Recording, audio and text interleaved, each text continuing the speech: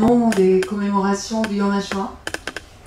Et je pense que c'est la plus belle des commémorations de pouvoir parler, reparler, se souvenir, écouter, entendre Marceline et Loridon Evans. Donc merci beaucoup Isabelle Bechstein d'être avec nous. Et merci Gilad Lussiger d'être avec nous. Ce soir, en fait, il s'agit de ce livre avec une photo magnifique, vraiment magnifique de Marceline. C'était génial de vivre. Et je voudrais simplement juste introduire Marceline. Le premier film dans lequel tu apparais est Chronique d'un été d'Edgar Morin et Jean Rouch. On te voit dans les rues de Paris posant aux passants cette question: êtes-vous heureux? Cela se passe en 1960. Tu as 32 ans. Edgar Morin t'a expliqué que le sujet du film était le bonheur. Il fallait arrêter au hasard les passants dans la rue pour leur demander « Êtes-vous heureux ?» et voir comment ils réagissaient à cette question. Tu lui as répondu « Tu ne penses pas qu'ils vont nous balancer des tartes ?» Morin t'a dit « Non, pas du tout. Tu es piquante, séduisante, très jolie. Ça va très bien marcher. Sois aguichante et sympathique. » Toi, tu avais envie de pleurer. Lorsque tu as dû répondre à cette question, êtes-vous heureuse?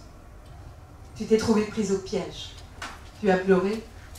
Tu as pensé à la mort de ton père à Auschwitz. Pour toi, depuis 15 ans, tout était durable. Tu ne pouvais pas échapper à ce que tu avais vécu. La morte que tu étais ne pouvait plus revivre. À cette époque, tu racontais t'être approché à Naples d'une bande de garçons, comme on en voyait beaucoup dans les faubourgs, pour leur demander s'ils pouvaient te trouver des cigarettes. Un des garçons est allé t'en chercher pendant que les autres t'entouraient. Et puis l'un d'eux a vu le numéro de matricule tatoué sur ton bras. Il ne savait pas de quoi il s'agissait. Avec ton mauvais accent italien, tu lui as dit « Camp de concentration en Allemagne pendant la guerre ». Alors il t'a regardé avec des yeux complètement ahuris. Il a sorti un stylo de sa poche et sur un bout de papier, il a écrit ton numéro tatoué. Il a dit « C'est pour la loterie nationale ». Tu avais trouvé ça extraordinaire. Tu aimais l'Italie et tu racontais qu'il n'y a qu'en Italie que cela pouvait arriver. Et ça changeait de toutes les conneries que tu avais entendues à propos de ce numéro tatoué. Ton père et maman, c'est ton numéro de téléphone? Des bêtises, ou alors pire, avec un air dramatique. Ah mon Dieu, je ne sais pas ce que c'est que ça. Dites-moi ce que c'est. Le fait que ce garçon ait noté ce numéro dans l'espoir de gagner le gros lot t'avait plu. Tu t'étais dit que tu aimerais qu'il gagne. Tu aimais raconter cette histoire. Tu riais beaucoup. En janvier 2018, après de longues discussions, tu as accepté d'être filmé. Venez filmer, il ne faut pas attendre. Nous t'avons filmé chez toi, dans ta cuisine, dans ton salon, salle à manger. C'était l'hiver. Tu disais qu'il te restait peu de temps encore à vivre, que tu choisirais le moment de partir, que cette chose-là, on la décide. Tu semblais ne pas vouloir rater ta sortie. Tu avais envie de nous raconter, comme une dernière fois, ta vie. Tu nous en as livré la part la plus sombre, mais aussi la plus inattendue, la plus folle, la plus libre. Pendant des jours, nous t'avons filmé. Pendant des années, nous t'avons écouté.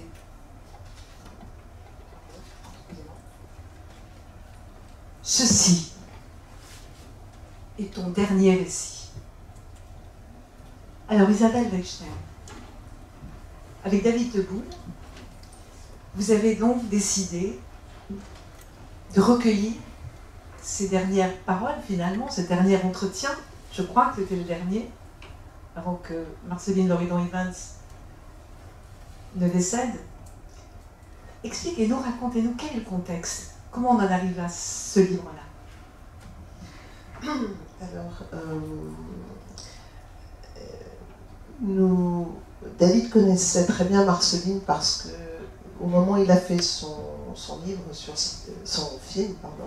premier film sur Simone Veil, il y a une très belle scène où Marceline et Simone sont couchées sur un lit dans la chambre de Simone Veil et elle fume et elle parle du camp, évidemment, comme toujours. Donc il la connaissait depuis longtemps et il avait toujours voulu faire quelque chose avec elle. Et moi, de mon côté, je fréquentais Marceline depuis plusieurs années. Je peux dire qu'on était devenus amis. Elle venait souvent, j'allais souvent chez elle, elle venait souvent faire Shabbat à la maison.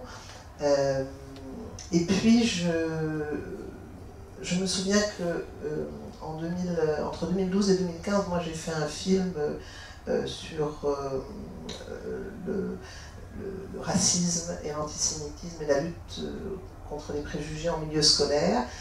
Et j'avais voulu filmer Marceline et l'emmener dans une école pour parler à des jeunes, et je n'avais pas osé le faire. Et le soir où j'ai projeté en avant-première ce film, elle est venue le voir, et elle m'a dit, mais...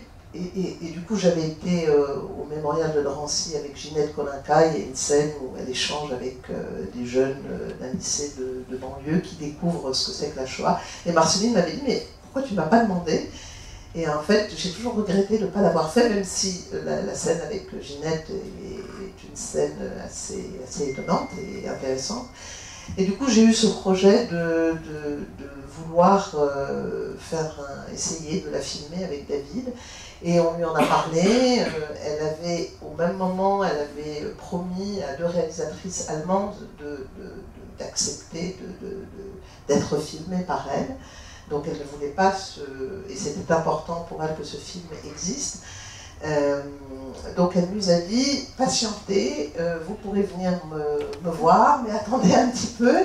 Et puis finalement, elle a accepté qu'on aille chez elle, qu'on passe du temps, qu'on la filme. Et elle avait envie de parler, elle avait envie, c'est pour ça que j'ai choisi, je précise tout de suite que ce sont des rushs de ce que nous avons filmé, que pour l'instant c'est vraiment des rushs, c'est pas de bonne qualité, mais voilà, il y a un moment, elle a dit, ben, j'ai envie de parler. Elle nous avait dit, on décide du moment de sa mort. Je sais que le jour où je partirai, je l'aurai décidé. Aujourd'hui, j'ai envie de parler de nouveau. Et j'ai envie de le faire avec vous. Donc elle a été d'une très grande générosité. On a passé des jours avec elle. C'était juste avant qu'elle ne publie son dernier livre, L'amour après. Et elle voulait absolument le faire avant que la promo ne commence de ce livre. Et voilà, c'est comme ça que les choses se sont faites. Alors on va revenir bien évidemment sur ce qu'elle a dit, sur ce qu'elle a souhaité dire dans ce dernier entretien, en quelque sorte. Et je voudrais poser une question à Gila Lustiger. Donc simplement, je ne vous ai pas présenté, donc Isabelle Rechien, vous êtes avocate et vous êtes donc documentariste, en fait, en particulier avec ce film qui avait été projeté, je crois, ici. Je crois que nous avions une projection, il me semble. Oui. Non, c'est le centre. Donc c'était surtout sur ces jeunes de banlieue qui ne se sentaient pas français, en fait. Voilà. Donc un film extrêmement intéressant, toujours très d'actualité d'ailleurs, hein, qu'on pourrait distribuer à beaucoup de gens en ce moment. C'est pas le sujet.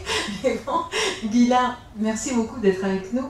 Donc, Gila Lustiger, vous êtes écrivaine, romancière, vous êtes écrivaine de langue allemande, vous êtes née en Allemagne, et vous avez passé quelques années ici, donc d'études en particulier en Israël, à Jérusalem, et puis vous vous installez en France en 1987, je pense. Donc, pourquoi, en fait, nous avons demandé de venir ce soir, et je vous en remercie beaucoup. C'est également pour un rapport très particulier que vous avez aussi avec Marceline. Et en particulier, je pense que c'est pas que ça, mais en particulier donc, cette série d'émissions à voix nue que vous avez donc réalisée et animée avec Marceline Loridan-Evans sur France Culture en 2012, je crois, c'est ça. Donc ce sont 5 entretiens qui sont passionnants, absolument passionnants, qui sont d'une acuité et d'une vie surtout, exactement comme elle finalement. Et donc j'aimerais vous demander vous aussi quel était votre rapport en fait avec Marceline et comment vous en êtes arrivé à faire cette émission également. Alors, bonsoir d'abord. Je suis une fille de survivant. Il faut parler plus près. Oui, je suis une fille de survivant. Mon père était comme Marceline à Auschwitz. Et donc, quand je rencontrais Marceline il y a de nombreuses années, j'ai tout de suite su que je peux lui poser des questions que je n'ai pas pu poser à mon père. Et donc, mon rapport avec Marceline était un rapport de, si vous voulez, c'était une femme très très libre. Elle aimait parler et elle m'a permis à comprendre et mon père et ma propre histoire. Et ce que j'ai admiré chez elle, et pas seulement chez elle, chez beaucoup de survivants de la Shoah, c'est ce choix de vie et cette grande liberté. Marceline était quelqu'un qui était très très libre et ce avoir nu était l'idée finalement d'une amie en commun de nous deux. C'était l'idée de Tila Rudel qui était la compagne de Poivre d'Amour, qui était le directeur de France Culture. Et elle m'a dit... Qui était attaché culturel ici chez nous, et qui a été attaché culturel chez nous pendant pas mal d'années. Et donc, elle m'a dit, essaie de la faire parler, c'était pas difficile. Et ce qui m'intéressait moi dans ce voix nue, et Marceline donc, sort d'Auschwitz et elle devient très vite activiste. Et elle, Isabelle va vous raconter ça aussi, elle va être porteuse de valise, elle va être une des salopes pour l'avortement, elle va être au Vietnam, elle va être en Chine, il n'y a pas un combat qu'elle n'ait pas. Et cette idée qu'on peut sublimer sa souffrance, qu'on peut comme un alchimiste choisir la vie et l'activisme, c'est ça qui m'a fasciné chez elle. Et on va vous tous nous deux dire, c'était une femme plus d'un grand courage, c'était une femme d'une très très grande liberté. Très très grande liberté. On a tous les deux, et vous allez lire ça dans le livre, des extraits, des souvenirs d'elle, et sa liberté. Et c'était quelqu'un de lumineux et qui était entouré, à la fin de sa vie, elle était aveugle, et elle ne voulait pas avoir de l'assistance. Et donc, on était une vingtaine de personnes qui étaient chez elle jour et nuit, et il n'y avait que des jeunes. Elle était entourée des jeunes qui retrouvaient et cherchaient chez elle cette liberté. Est-ce que ça, ce n'est pas venu de... Alors, donc en revenant au livre, elle parle beaucoup de son enfance. Elle revient au départ. De son enfance, donc on a une bonne partie du livre qui raconte ça. Et pour lier à ce que vous dites, moi je me demande, parce que vraiment c'est 4 lignes, mais quand elle dit « Je suis née à Épinal en 1928, à 3h du matin. Mes cris à la naissance étaient tellement stridents que les voisins ont cru qu'on égorgeait un canard en pleine nuit. » C'est ce qu'on m'a raconté. J'étais la première de la famille à naître en France. Mon père m'a donné un nom français, Marceline, mais j'ai aussi reçu un nom yiddish, Myriam. Je suis née rouquine, juive et gauchère, ce qui faisait beaucoup de singularité. Donc on a l'impression que déjà, en fait, petite déjà, elle a ce que vous avez nommé dans votre émission, Lila, cet élan de vie, cet élan vital. Et je me retourne cette fois vers Isabelle. Est-ce que finalement, est-ce que cet élan vital qu'on va retrouver, dans tout son parcours, on va le voir ensemble, jusqu'à la fin, effectivement, lorsqu'elle est encore jusqu'à la fin, elle va se battre, elle va s'engager tout le temps, engagée, toujours. Est-ce que ça ne vient pas du début, du départ? Est-ce que vous avez eu ce sentiment-là quand elle vous racontait ça? Ça vous a raconté cette partie de son enfance? Sincèrement, je ne saurais pas répondre à cette question. Oui. Elle raconte une enfance à la fois heureuse, mais très vite, elle était très très attachée à son père, une mère un peu dépassée parce que, ayant beaucoup d'enfants, n'étant pas faite pour avoir beaucoup d'enfants, ayant un attachement particulier à ses fils plutôt qu'à ses filles, reprochant à sa fille aînée de ne pas être assez belle, et puis une famille assez rapidement éparpillée, ils n'étaient pas tous, ils ne pouvaient pas être tous ensemble, la conscience aussi qu'elle a eue très tôt d'être juive, ça elle en parle, et ce choix de lui faire parler de son enfance, c'était un choix de David Teboul et de moi-même. On voulait vraiment la faire parler de ses rapports avec son père et avec sa mère, et en particulier avec sa mère et avec ses frères et sœurs aussi. Donc elle nous a beaucoup parlé de ça. Je dois dire que, on revient un peu à la genèse de tout ça, on voulait l'interviewer sur tout un tas de sujets, notamment son rôle de porteur de valise, aussi sa vie avec Yoris Ivens, ses choix politiques, pas toujours très judicieux, on va dire, notamment par rapport à la Chine. Mais en fait, elle n'avait envie de parler que du camp. Que de sa déportation. Et moi, j'ai trouvé que vers les dernières années de sa vie, nous l'avons beaucoup vu. D'ailleurs, elle le dit dans le livre, elle avait toujours un camp dans la tête. Et elle disait, elle était à la fois extrêmement drôle, pétillante, vraiment pleine de vie. Et le choix du titre du livre n'est pas un hasard, c'est vraiment ce qu'elle nous a dit. Elle a dit, c'est vraiment génial de vivre.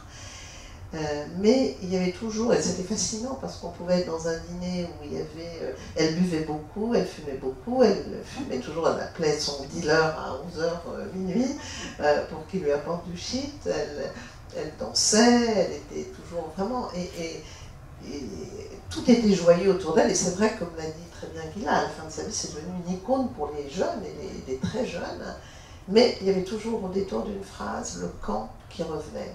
Une phrase, donc je crois que ça ne répond pas du tout à votre question. non, on va y venir, Moi, ce qui m'a frappé quand même, parce que finalement, moi, j'avais peu entendu parler de cette enfance, donc c'est vrai que elle dit quand même beaucoup de choses que moi, je n'avais pas entendues avant. Et quand je parlais de son côté rebelle, qu'on citait tout à l'heure, quand même, il y a ce passage au lycée, qui est vraiment extraordinaire, c'est-à-dire sur De Gaulle en fait, quand ce qu'elle dit, elle raconte, au lycée d'Orange, la surveillante générale était pétainiste, et la plupart des élèves vénéraient le maréchal. En ce temps-là, tout le monde ou presque avait l'air de croire en Pétain. L'antisémitisme se répandait partout. On l'entendait dans les réflexions, les conversations, on le respirait dans l'atmosphère. À l'école, les Israélites, en bon français qu'ils voulaient être, accusaient les juifs étrangers de susciter ce nouvel antisémitisme. Les juifs étrangers, c'était nous. Moi, je n'avais pas peur, et je n'hésitais pas à m'exprimer à voix haute. Je disais beaucoup de mal des professeurs pétainistes. Au lieu de chanter « Maréchal, nous voilà », je chantais a cappella « Général, nous voilà ». À 13 ans, j'étais la plus jeune des gaullistes. Donc, je veux dire, moi, ce que j'ai ressenti à la lecture de ce premier tiers, en fait, du livre, c'est quand même cette... on voit déjà chez cette jeune fille, cette petite fille, en fait, ce côté déjà très, très rebelle. C'est ça que je voulais dire, en fait. Oui, non, mais c'est vrai, je pense qu'elle est née rebelle, elle était rebelle. Je pense qu'elle a été, effectivement, ce qui la caractérise, c'est que c'est une femme libre. Mais ce que je voudrais dire, je ne sais pas si Gila a ressenti la même chose, ce côté rebelle au camp, C'est pas qu'il a disparu, il n'y avait même pas de... La question ne se posait pas, quoi. C'était une telle déshumanisation, il n'y avait plus rien. Donc, je vais demander... donc, on va demander un petit extrait, justement, pour arriver sur le camp, pour parler du camp. Parce que c'est vrai que... C'est vrai... ça a commencé à dire Isabelle, c'est vrai que quand on prend le livre dans les mains, sincèrement, on a la photo souriante, magnifique de Marceline, et qu'on lit le titre, c'était génial de vivre, on ne s'attend pas forcément à ce qu'on va trouver dans le livre, en fait. Et personnellement, ça m'a beaucoup interpellée. On va y revenir hein, sur pourquoi, finalement, et comme disait Isabelle, elle parle beaucoup du camp. Vous voulez en arriver d'abord? Oui, oui, tout à fait, tout à fait. Pas encore. Donc, c'est un peu... Donc c'est l'arrivée au camp. Les portes du wagon se sont ouvertes dans un fracas de métal. Des hommes sont montés, ils portaient des tenues rayées. Ils nous ont dit « Donnez les enfants aux vieillards, dites que vous avez 18 ans ». Ils essayaient de nous sauver la vie. Leur message signifiait « Plutôt que de brûler avec votre gosse ce qui vous attend si vous le gardez, donnez-le à un vieillard qui sera brûlé de toute façon. » Nous ne pouvions pas comprendre. C'était la bousculade. « Laissez vos bagages, ne prenez rien avec vous. » Les gardiens hurlaient, les mitraillettes luisaient dans la pénombre, les chiens aboyaient. Les SS nous traitaient comme de la merde. Nous nous sommes regroupés par rangées de 5, les femmes d'un côté, les hommes de l'autre. Mon père a disparu, je l'ai cherché des yeux. Je l'aimais tant que j'avais été presque heureuse de me retrouver dans le même transport que lui. Je me suis mise en rang avec des autres femmes. Des SS nous regardaient. Ils se sont approchés de nous. Ils nous ont fait ouvrir la bouche. Je croyais qu'ils voulaient voir si j'avais des dents de sagesse. Ils m'ont demandé mon âge. Je me suis entendue dire 18 ans. J'avais retenu la leçon. J'avais compris que je devais mourir, mentir.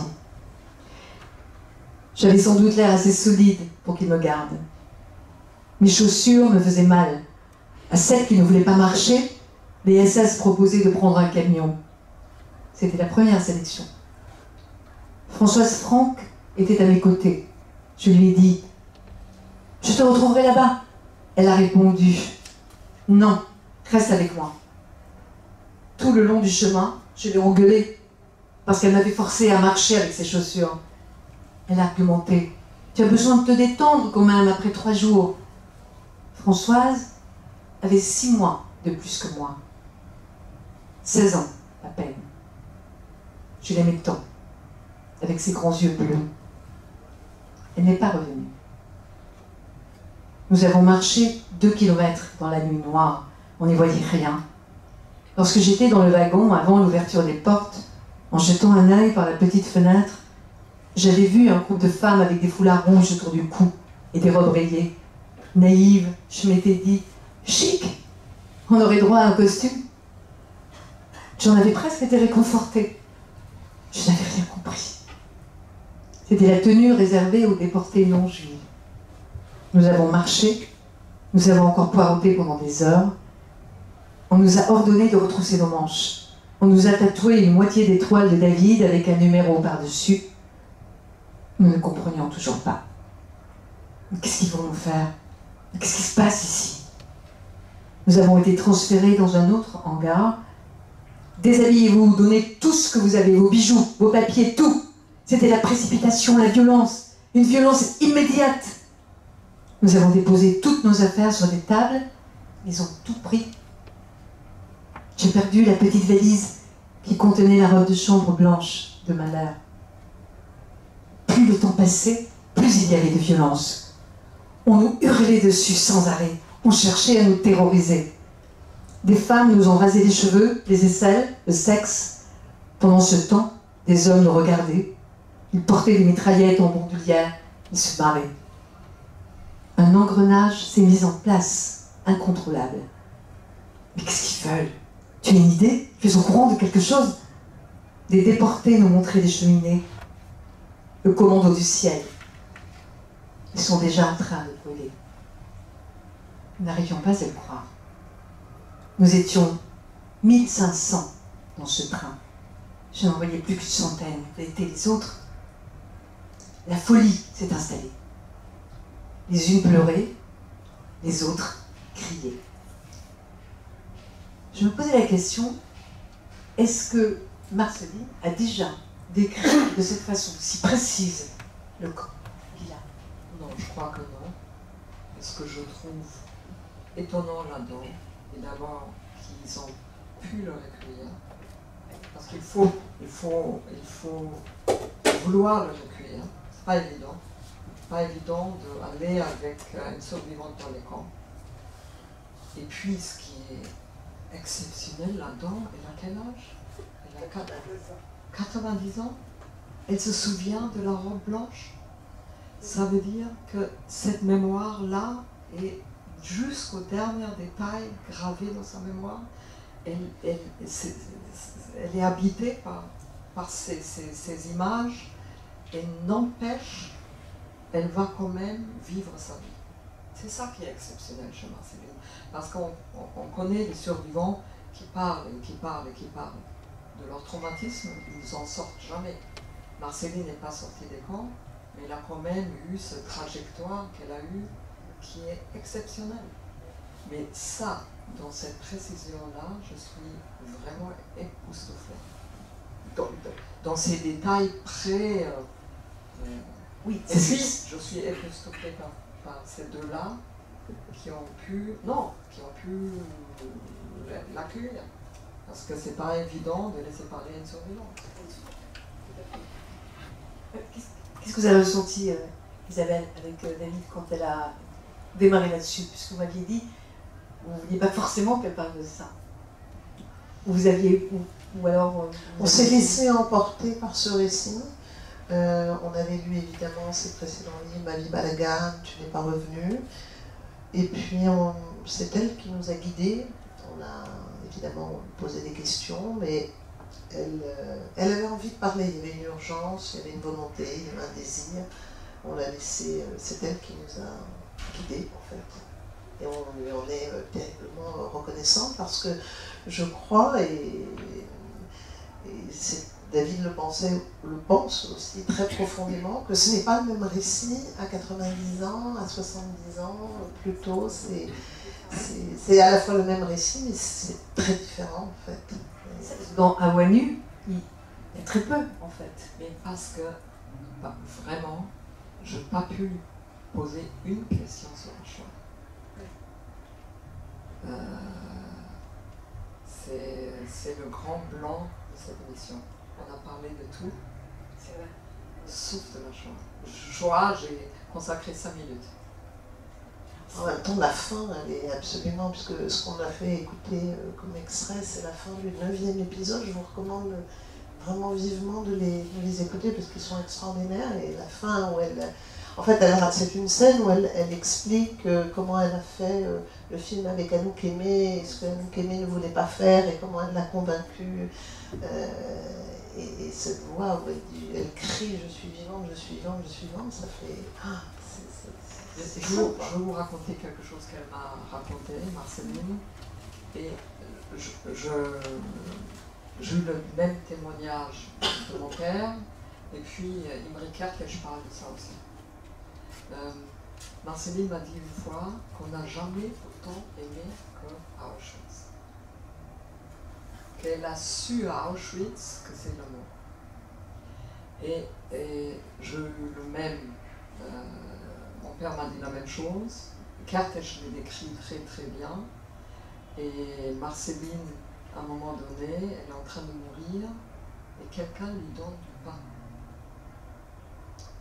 Et ce geste-là, donner du pain à quelqu'un d'autre, ça peut mettre la personne qui donne du pain en danger. Donc, ce sentiment d'être aimé, elle l'a aussi connu dans les camps. C'est pas seulement c'est pas seulement. Mon père m'a raconté aussi des des moments comme ça, de grand courage et d'amour. Donc, je ne veux pas par là embellir Auschwitz, mais pour elle, Auschwitz, et elle m'a raconté autre chose, elle était en train de mourir physiquement, et elle a décidé de jeûner. C'était Yom Kippour, et ce jeûne-là, or elle était en train de mourir de faim, ce jeûne-là l'a fait finalement revivre. Et puis elle est morte à Yom Kippour. Le jour de Yom Kippour. Ouais. Oui, tu peux passer en fait les deux extraits, je dirais. J'adore le numéro 1, s'il te plaît. Le son n'est pas très... On avait oublié ce que c'était le deuil. Si on avait dû pleurer à chaque coup, on mourrait. Nous-mêmes. Il fallait à la fois tout voir et rien voir. C'est ça. Et ne rien voir, c'était trop dur.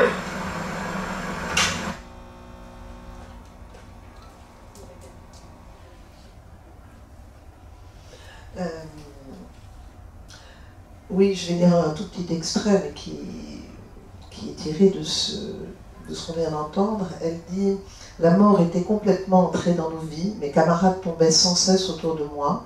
Chacun pensait que tôt ou tard elle allait mourir. Nous en avions oublié ce que c'est que le deuil. Pleurer la mort d'un autre nous aurait fait mourir. Il fallait à la fois tout voir et ne rien voir. » Et j'ai choisi cet extrait parce que ce paradoxe de voir tout voir et ne rien voir à la fois, j'ai trouvé que c'était une image absolument incroyable. Il y a aussi, il y avait l'amour, mais il y a aussi, et on en parle, enfin elle en parle, et on a recueilli ce témoignage, la dureté aussi des rapports entre les déportés.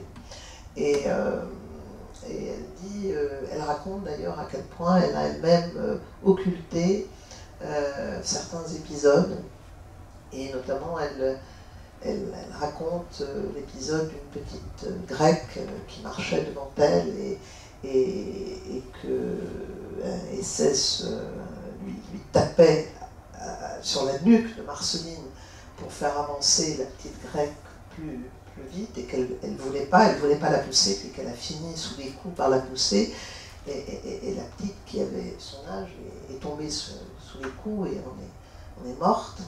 Et elle raconte toutes ces... Elle dit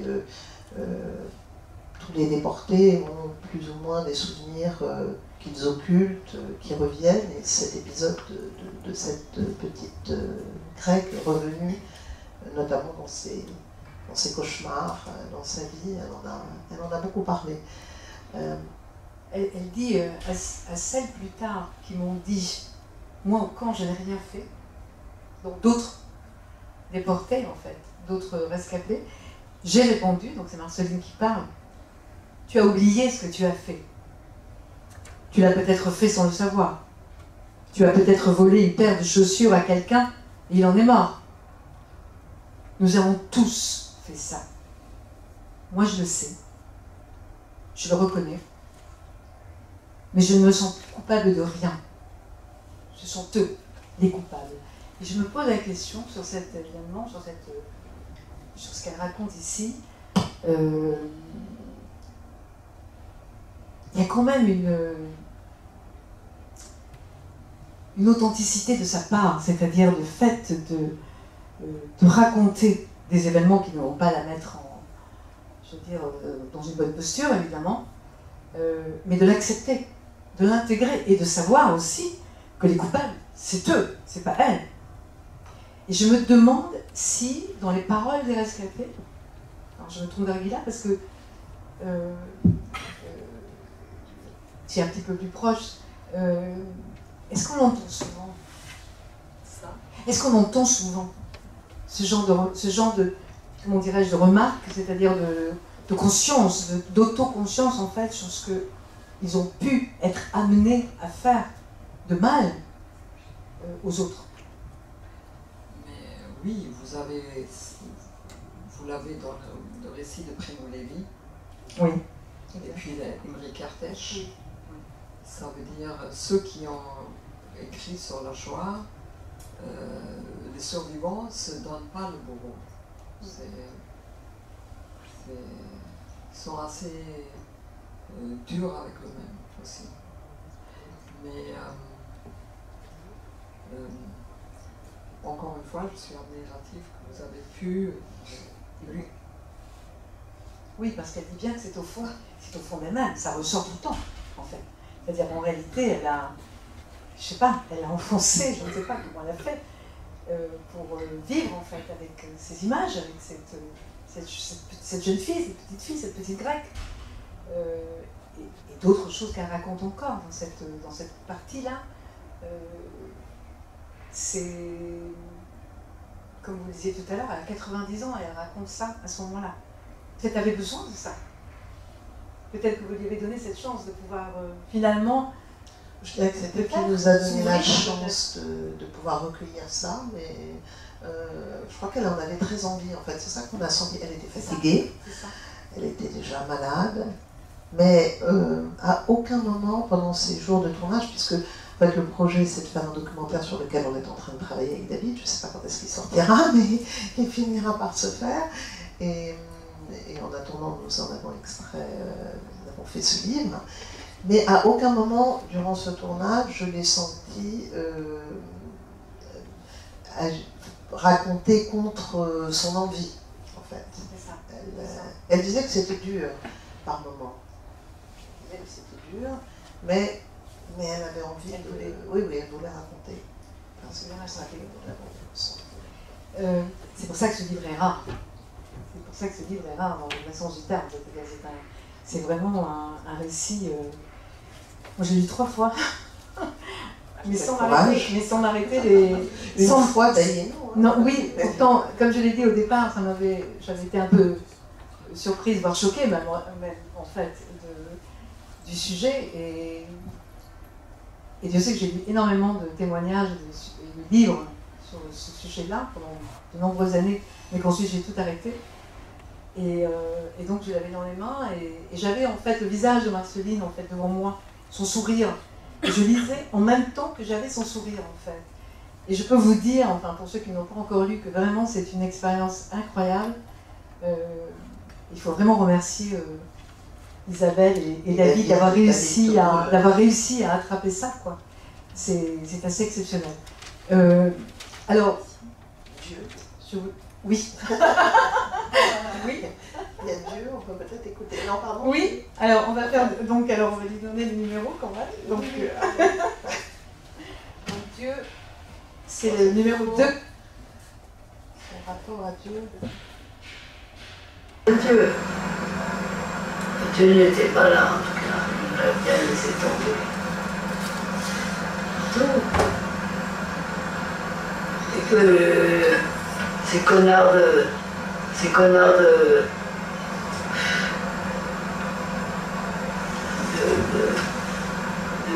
croyants qui se disent on a payé pour le mal qu'on a fait. Moi, qu'est-ce que j'ai fait comme mal dans la vie? J'étais une petite fille, j'étais une enfant. Et je voudrais lire je fais la liaison avec son retour des camps, parce que le livre est quand même plus ou moins chronologique. Il y a beaucoup de choses à dire sur le retour, mais quand je suis revenue, j'étais morte. Il fallait que je retrouve mon âme. Combien d'années, combien de siècles m'a-t-il fallu pour la retrouver? J'ai compris qu'il n'y avait pas de Dieu. Au camp, en tout cas, Dieu n'était pas là. Il nous avait laissé tomber. Par la suite, des juifs religieux ont osé nous dire que nous avions payé pour le mal que nous avions fait. Qu'est-ce que j'avais fait comme mal dans la vie? J'étais une enfant. J'ai rencontré des femmes qui n'étaient pas croyantes en arrivant au camp et qui en sont revenues croyantes. Moi pas. J'ai jeûné à Yom Kippour en 1944, mais je ne suis pas revenue croyante. Si j'ai jeûné, c'était d'abord pour retrouver ma dignité face aux SS, pour leur dire « je vous emmerde ». Je ne crois toujours pas en Dieu. En même temps, je sais qu'on en a toujours besoin. C'est notre seul garant et c'est une chose terrible à dire. Je crains que d'autres horreurs ne nous attendent et je ne pense pas que les religions nous protègent. Et ça, je dois dire, c'était quand même à la fin de sa vie, enfin, même les dernières années, moi je trouvais qu'elle parlait beaucoup de sa crainte de ce que l'horreur revienne. Elle était très inquiète quand même de ce qui se passait. Oui. Et ce retour, alors, c'est intéressant d'en reparler aussi, parce que là aussi, je ne crois pas qu'elle en ait parlé non plus de cette façon-là. Vous connaissez l'histoire, nous connaissons l'histoire, donc ils arrivent au Lutetia, et donc chacun attend, cherche, demande, questionne, et puis ils veulent parler, les rescapés veulent parler, mais ça ne sert à rien, on ne comprend rien. Et donc ils s'enferment en eux-mêmes. Et puis, je crois que Marceline, donc comme beaucoup en fait, hein, elle a peur de ressortir et de retrouver surtout sa famille, parce qu'elle a peur surtout de ne pas voir son père. Et comment ça se passe avec sa mère lorsqu'un jour on m'a dit « Votre mère au téléphone ». Au camp, j'avais oublié l'amour de ma mère. J'avais oublié son visage. J'avais oublié jusqu'au nom de mon petit frère. Je lui ai demandé si mon père était rentré. Elle ne m'a pas dit qu'il n'était pas rentré, mais à sa façon de me répondre, à son silence, j'ai compris. Ma mère m'a dit « Reviens ». J'ai répondu « Non, je ne veux pas revenir ». J'avais raison. Il ne fallait pas retourner auprès d'elle. Donc, il y a là, je crois, une césure. Elle a grandi un peu. Dans son enfance, on connaît déjà les rapports qu'elle a avec sa mère et avec le reste de la famille, qui s'est éclatée, comme vous l'avez dit tout à l'heure. Et puis, donc elle revient. Et là, c'est... Qu'est-ce qui se passe, en fait? D'abord, elle a toujours dit, bon, c'est l'incompréhension, elle raconte quand elle arrive sur le quai de la gare, enfin quand elle est partie du Lutetia, qu'elle a pris le train, qu'elle arrive à Bolène, là où il y avait le château que son père avait acheté, où ils se sont fait arrêter. Il y a son oncle qui avait été déporté et qu'elle a avec son petit frère, il s'approche d'elle et il lui dit ne dis rien, ils ne comprennent rien. Et l'obsession de sa mère, c'était de savoir si en camp elle avait été violée par les Allemands. Mais sa mère ne comprenait rien, ne s'impatientait. Elle a fait quand même 2 tentatives de suicide à son retour, hein, Marceline. Et bon, faut pas oublier, bon, ça c'est une histoire dans l'histoire et elle nous l'a beaucoup raconté en fait à quel point c'est une tragédie aussi puisqu'elle a son frère et sa sœur qui se sont suicidés.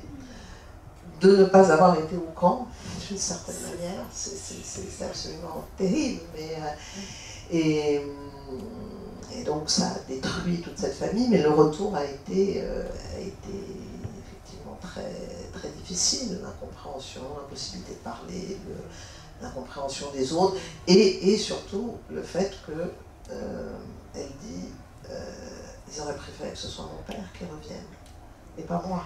Tout le monde attendait mon père. Même son petit frère Michel, je relisais, et elle l'avait écrit avant, hein, il faut le dire, ça a été écrit en particulier dans le livre, excellent livre fait avec Judith Périmont sur la lettre que son père lui a fait remettre, le mot que son père lui a fait remettre, parce qu'ils étaient à quelques centaines de mètres l'un de l'autre au camp, et ils se sont croisés une fois. Elle raconte cette scène dans plusieurs de ses livres, elle nous l'a raconté aussi. Et un jour, elle a reçu une lettre, elle ne sait pas très bien comment, quelqu'un lui a acheminé une lettre de son père, et elle l'a gardée pendant toute sa déportation. Elle s'est souvenue du premier mot ou du dernier, plus de ce qu'il y avait au milieu, et elle a perdu cette lettre. Et donc elle a écrit tout un livre sur l'amour qu'elle avait à son père, sur cet attachement. Et donc le retour des camps, c'est aussi ce sentiment qu'elle a que sa famille aurait préféré que ce soit, en tout cas sa mère aurait préféré que ce soit le père qui revienne et pas elle. Je veux vous raconter une anecdote sur sa solitude. Je vous racontais ça hier à Isabelle. Quand je préparais à voix nue, je suis une petite Allemande consciencieuse, donc ce qui m'intéressait, c'est l'époque où elle devient activiste, avec Chronique d'un été, avec Edgar Morin. Et donc, je lui dis, donne-moi des noms, je vais interviewer des gens. Donc, elle me dit, tu dois avoir A, B, C. Donc, les gens qu'elle fréquentait à l'époque, c'est Cuba, comment elle s'appelle? Non, qui a fait... qui est allé à Cuba. Régis Debray,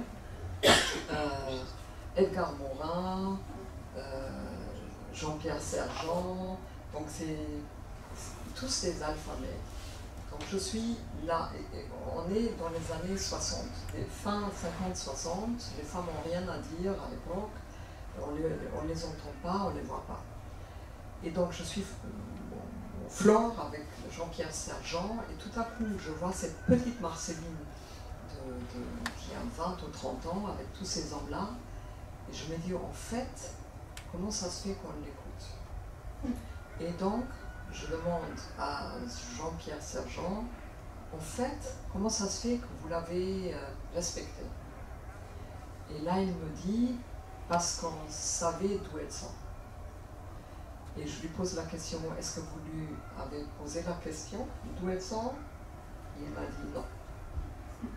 Donc je suis allée en courant voir Marceline, et je lui ai dit, dis-moi, est-ce que quelqu'un t'a parlé de ton mari, Joris Ivens? Est-ce que quelqu'un t'a parlé de ton expérience de camp?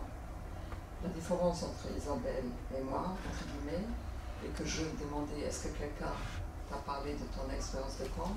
Je ne lui ai jamais posé la question, parle-moi de ton expérience de camp. Ça, il fallait Isabelle pour le faire. Donc, et David. Donc, je lui demande, est-ce que quelqu'un t'a demandé de ton expérience de quoi? Il m'a dit non.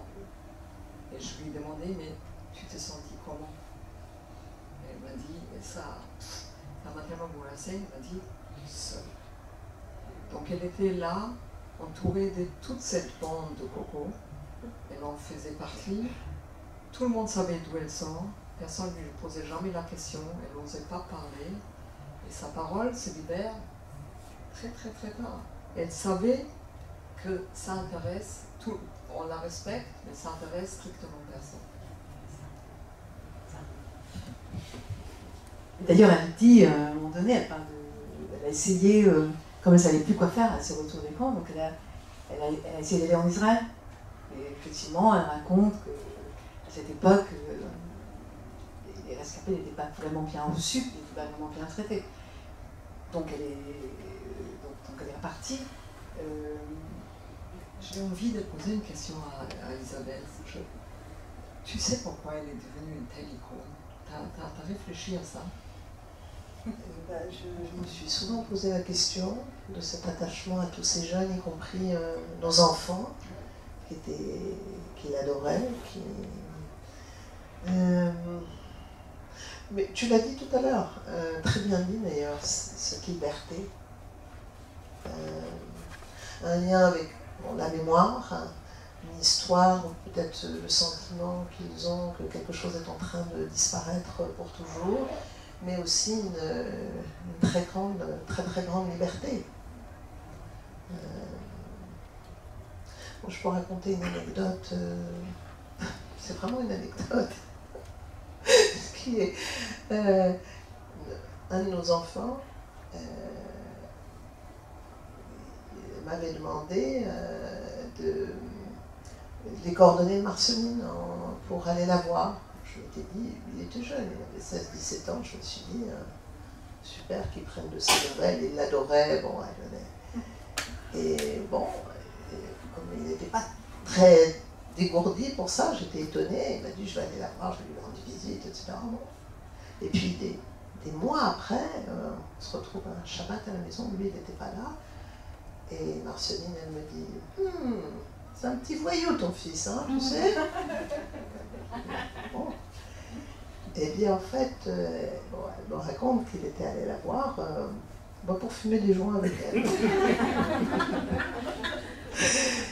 et en fait, elle s'est rendue compte, elle était prosternée, et elle m'a fait jurer de et jusqu'à ce jour, donc je vous demande de garder vraiment le secret, c'est très sérieux, hein, pour ceux qui me connaissent, je vous demande vraiment de le garder.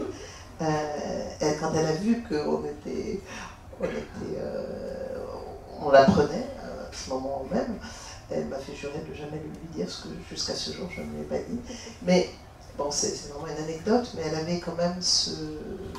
C'est pas que pour ça qu'elle était allée la voir, et je pense que voilà, elle les comprenait. Hein, elle avait l'impression que c'était pas juste pour avoir sa compagnie comme ça et pouvoir le dire. Elle les comprenait, il la comprenait, il l'admirait. Et puis, oui, elle avait quelque chose de très jeune en elle, qui faisait écho à quelque chose chez eux. Voilà. Justement. Non, mais je pense aussi ce que tu as dit dans ce récit où elle ne se donne pas les beaux rôles, c'est finalement aussi ça, qu'elle acceptait chacun avec ses parts d'ombre. C'est ça. Cette liberté. Ouais. Et du coup, on ne peut pas ne pas se poser la question. Beaucoup d'autres sujets sont évidemment traités dans le livre. On ne peut pas traiter de tout, puis surtout je vais vous laisser quand même découvrir. Mais la question quand même qui revient quand même, en tout cas, c'est cette question de raconter, donc de transmettre. Et je trouve très intéressant, et surtout la question est largement posée aujourd'hui, ici, ailleurs sans doute, aussi, sur qu'est-ce qu'on fait. Qu'est-ce qu'on fait de la Shoah? Qu'est-ce qu'on fait de cette commémoration? On en est où aujourd'hui? Et j'ai trouvé intéressant cette partie où elle, contrairement à d'autres rescapés ou pas rescapés qui passent leur dernier quart de vie ou leur dernier quart de vie à aller à Auschwitz et raconter, ou d'autres camps, et raconter, etc. C'est-à-dire que mais ils ont besoin d'y aller, ils ont besoin d'être sur place et de trouver des groupes, etc. Marceline disait non. Je n'aime pas revenir à Auschwitz. Je n'ai pas besoin de remplir un vide. Beaucoup de gens n'existent que par les histoires qu'ils racontent. À force d'être racontées, ces histoires se figent, elles s'ossifient. On n'est plus dans la vérité des choses. Celui qui raconte amoindrit ou embellit la vérité. Moi, quand j'ai senti que je me répétais, j'ai dit stop, c'est fini pour moi. Ce n'est pas des enfants que j'ai le plus peur, c'est du public adulte. Les enfants, eux, comprennent tout. On peut presque tout leur dire. On doit presque tout leur dire. J'ai parlé de ma vie qu'à ceux qui m'inspiraient confiance, en toute honnêteté, en écrivant, en parlant.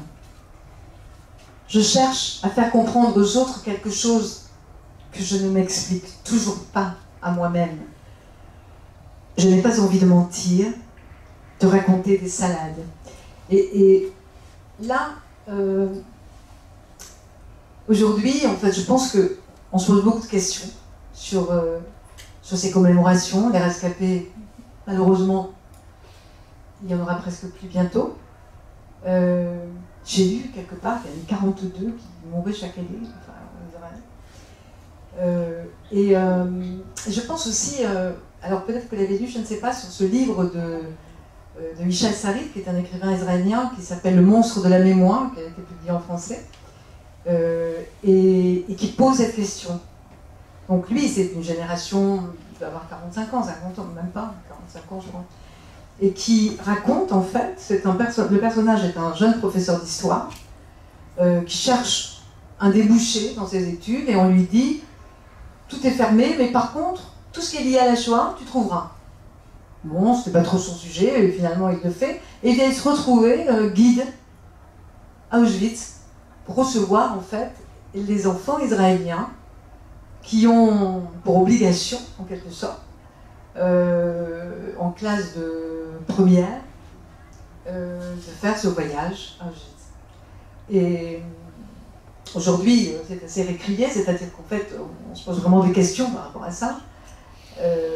Finalement, c'est un voyage, voyage des jeunes gens qui voyagent ensemble, des copains de classe, etc. Donc on peut se poser vraiment les questions. Et moi, j'ai beaucoup aimé la réflexion de Marceline. C'est là où j'ai vu, à la fin, parce qu'elle parle de ça. Elle a beaucoup parlé, mais elle a beaucoup rencontré d'enfants, elle s'est déplacée beaucoup dans les écoles, elle en a beaucoup parlé. Mais avec cette conscience extrêmement fine, qui marque, je crois, son intelligence, c'est stop, on ne va pas en faire des salades. Et voilà, donc vraiment, je pense que ça, elle ouvre cette réflexion-là. Donc je ne sais pas ce que vous en pensez, en fait. Qu'est-ce que ça vous évoque au fond? Mais je trouve la question vraiment centrale. Tu veux dire sur sa recherche d'authenticité,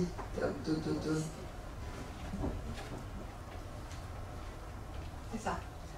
En tout cas, je vous laisse la réflexion sur ce sujet. Et peut-être alors, pour terminer, Isabelle, alors, je lis un tout petit passage du dernier, je crois. Aujourd'hui, je suis heureuse de vivre. Plus je vivrai, mieux je me porterai. Je viens de m'acheter une robe sur Internet. Hélas, je ne peux pas rentrer dedans. Elle est superbe, cette robe, mais elle n'est pas faite pour moi. Pour rentrer dans un vêtement acheté en ligne, il faut avoir un corps parfait. Un jour, je serai débarrassée de moi-même. Je ne serai plus là. Je serai une poussière d'étoiles dans le ciel. Une poussière de je ne sais quoi qui ne sera plus moi. Et je lirai, pour terminer, en fait, un petit passage de l'hommage qu'a rendu la rabbine Delphine Orviller lors de l'enterrement de Marceline Loridan-Evans. Elle dit ceci: la tradition juive entend la rébellion et la colère, même tournée contre Dieu. Elle écoute et lui fait de la place. Et si l'homme peut demander à Dieu des comptes, alors je crois qu'en cet instant, face à Marceline, Dieu est en situation difficile et pourrait bien passer un sale quart d'heure. Parce que devant lui, je tiens une avocate féroce de l'humanité qui va plaider comme personne pour sa génération. Dernier passage, Shalom, s'il te plaît.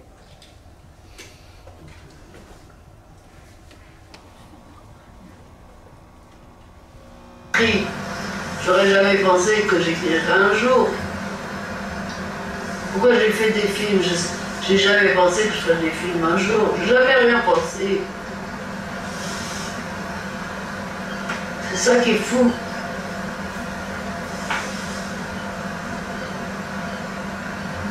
Mais je m'accommode mieux de la vie. Et puis voilà, je trouve que c'est génial le livre. Merci. Merci beaucoup Isabelle Reichen. Merci Gilad Lussiger. Merci Marceline.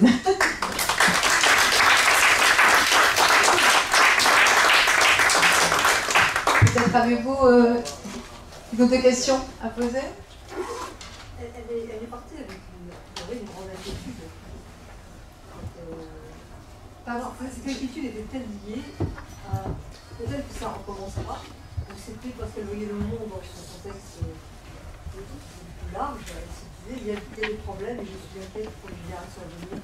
C'était vraiment, les Juifs vont être encore à nouveau, pourraient subir quelque chose. Je crois que c'était un peu les deux. Alors, je vais juste dire, parce que je vois que quelques personnes sont bons, simplement que le livre est ici en vente par la librairie du foyer, que je pense qu'il y aura, je serai ravie de faire une petite signature. Franchement, ne le manquez pas. Je rappelle que d'ailleurs, tous les... Pardon. Je rappelle que les... comment ça s'appelle? Les bénéfices sont reversés. Voilà, les bénéfices sont reportés. Voilà, exactement. Ah, pardon, excusez-moi, je vous laisse reparler. Non, elle est partie. Alors, bon, on a été, c'est vrai que tout ça semble très noir, très sombre. C'est qu'on parle de la Shoah, évidemment, mais elle est partie.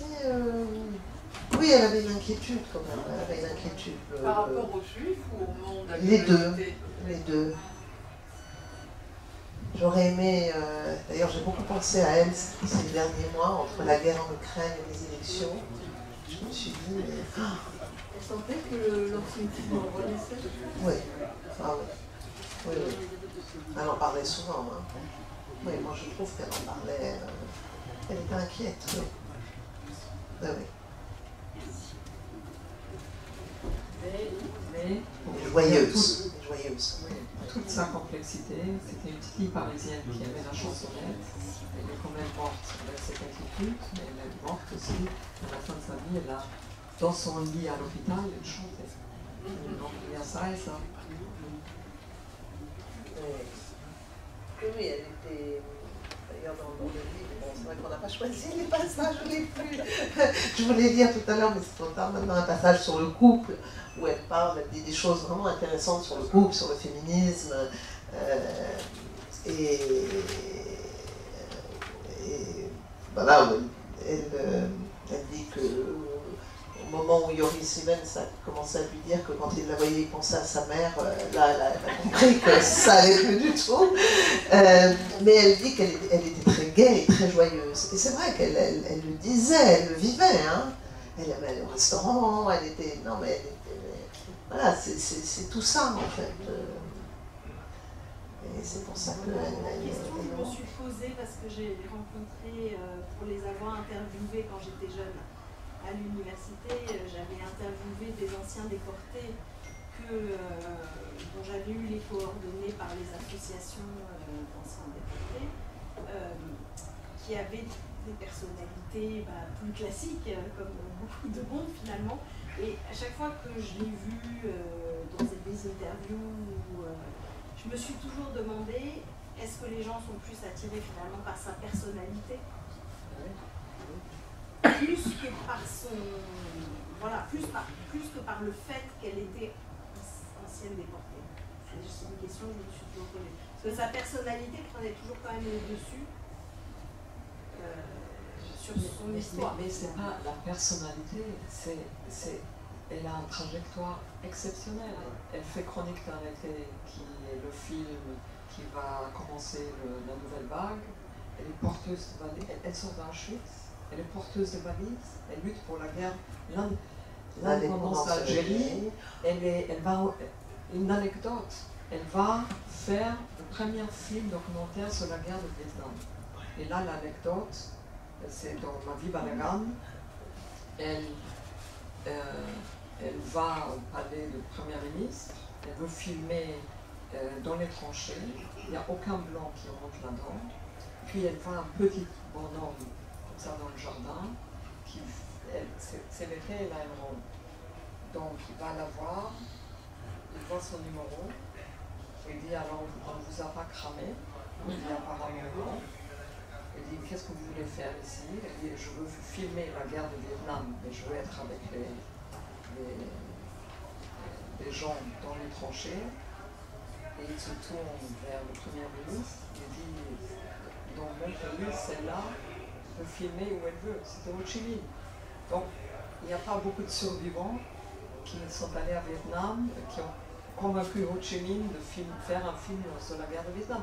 C'est une femme qui a un trajectoire exceptionnel. Elle a une grande carrière de réalisatrice, de Chine, ses films avec Yoris, les combats. Oui, monsieur. Est-ce qu'elle a parlé de sa relation avec Simone Veil? Oui, dans le livre. Oui, elle en a parlé. Elle a parlé du lien qui les unissait, de leur complicité, de ce qu'elles avaient vécu dans le camp, des rapports. Oui, elle en parle.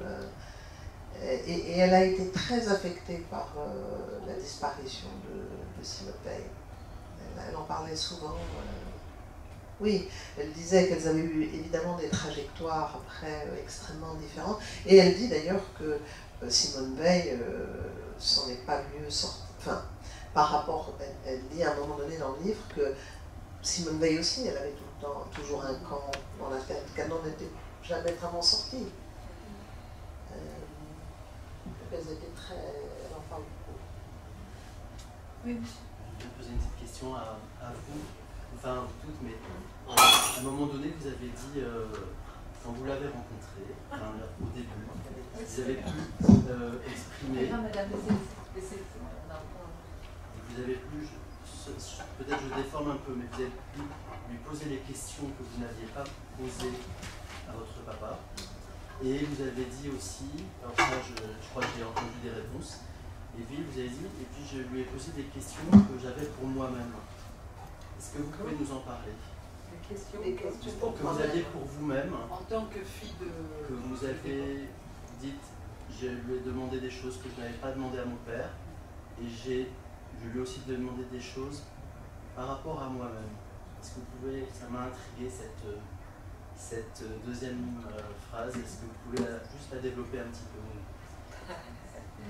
Ça n'a rien à vous voir avez avec que cette une heure.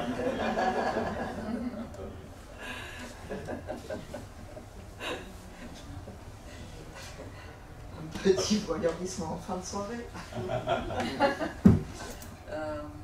Non, c'est peut-être une communauté de destin. Oui, les enfants des survivants, je le sais parce que je viens d'une communauté, je suis une juive allemande, donc toutes mes amies d'enfance sont des enfants des survivants. On a des névroses en commun et on a un rapport en commun avec nos parents. C'est-à-dire, beaucoup de nous sont dans les soins. On est devenus des psychologues, des sociologues, des écrivains. On essaie de comprendre et on essaie de réparer. Et mais pourquoi elle pouvait vous parler de ça? C'est ça que je... Pourquoi elle vous parlait de ça? Avec la deuxième génération que vous avez parlé entre vous, ça je comprends. Mais comment elle pouvait percevoir ce que vous ressentiez vous? Parce que c'était une femme libre. Oui. Et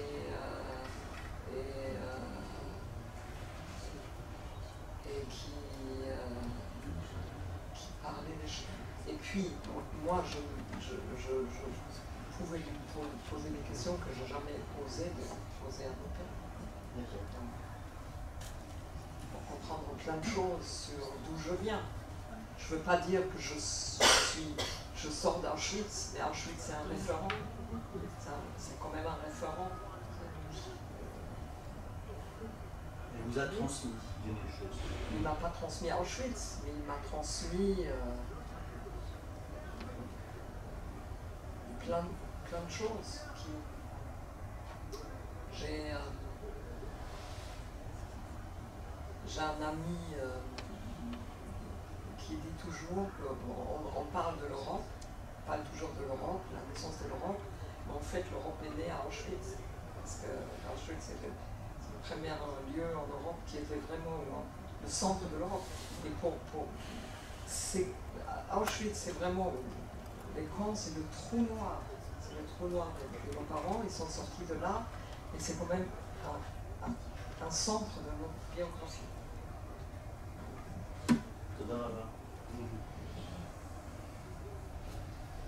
On n'a pas parlé de sa non-maternité. Parce que c'est un bien expliqué, elle l'a expliqué dans plusieurs de ses ouvrages, le fait je que... parle Oui, du oui. fait que vous l'avez côtoyée vers la fin de sa vie. C'est-à-dire, est-ce que ce discours qu'elle avait de façon très libre et très assumée à 30 ans, 40 ans, l'était tout autant à 90 ans? Oui, ce qui était complètement assumé, c'était le fait de ne pas avoir voulu d'enfant, et je crois qu'elle ne l'a jamais regretté, elle l'a complètement assumé. En revanche, elle est devenue beaucoup plus tendre avec les enfants. Elle disait avant que leur compagnie l'insupportait, qu'elle ne savait pas comment, parce qu'elle pensait vraiment aux horreurs, aux enfants jetés comme des stucs dans les flammes. Mais moi j'ai eu un enfant, un dernier enfant très tard, très tard, d'ailleurs le pauvre, je lui ai infligé ça. Heureusement, il est parti avec son père, là, mais non, il n'est plus là, mais il a 7 ans. Pendant que je parlais, je me disais, mais mon Dieu, déjà la Shoah sur son dos, mais bon, voilà, c'est comme ça. Et je raconte ça parce que quand il est né, elle a été extrêmement douce avec lui et toujours attentionnée. Et dans ses récits, elle dit que progressivement, mais vraiment tard, elle appréciait la compagnie des petits, qu'elle les comprenait. Et en même temps, elle dit que les enfants comprennent mieux que les adultes. Ce que je pense très juste, en fait. Merci beaucoup. Bon, allons vivre maintenant.